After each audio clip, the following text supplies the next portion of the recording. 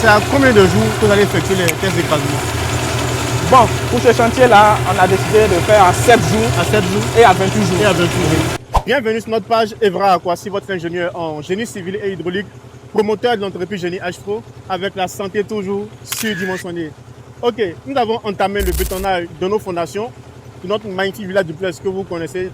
Pour être sûr de la qualité du béton, nous avons invité le laboratoire pour les prélèvements au niveau du béton.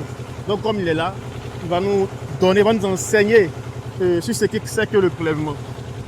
Ok, bonjour, moi c'est Aka Malan Henri Aimé, technicien AGTS depuis 6 ans. Voilà, en ce jour, j'interviens sur le site pour le contrôle de qualité et de conformité du béton vis-à-vis du cahier des charges, les prescriptions liées au cahier des charges. Bon, là, nous avons effectué un prélèvement de béton avant le coulage. Et je vais vous expliquer c'est quoi le prélèvement de béton.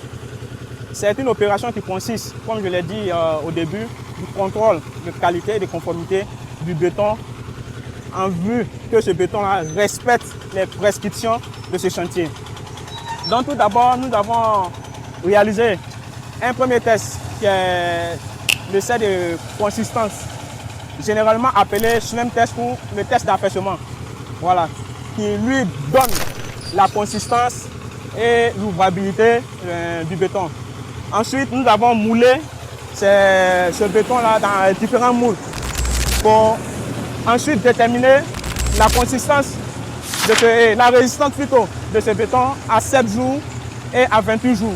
Lors du prélèvement, vous avez avec une barre de fer apporté 25 coups dans les moules.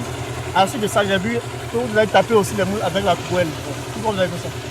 Après l'essai de SLEM test ou l'affaissement, on va remplir dans les moules, comme la norme le recommande, dans les moules cylindriques ou cubiques. Pour les moules cylindriques, c'est des moules de dimension 16 x 32, c'est-à-dire 160 mm et 320 mm. Voilà, et ça se fait en 3 couches. Donc pour la première couche, on va apporter 25 coups qui est le compactage dans le moule. Deuxième couche, 25 coups. Troisième couche, 25 coups. Et ensuite, on va apporter des coups sur l'ensemble du moule pour faire ressortir les bulles d'air qui sont emmagasinées dans le béton. Pour ne pas que ça agisse sur la résistance du béton. Donc, ça vous chasse les vides. Voilà, les vides.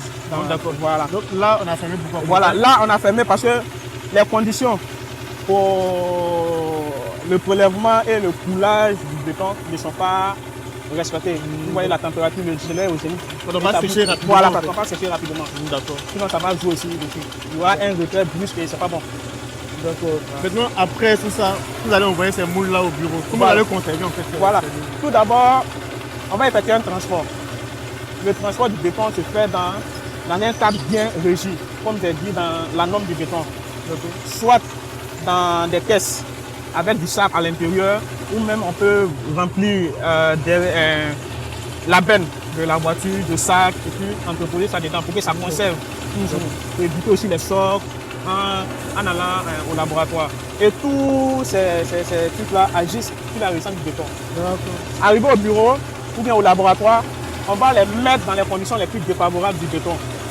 Et si dans ces conditions-ci, là, le béton donne la résistance souhaitée à 28 jours, donc il n'y a pas de crainte et de avoir.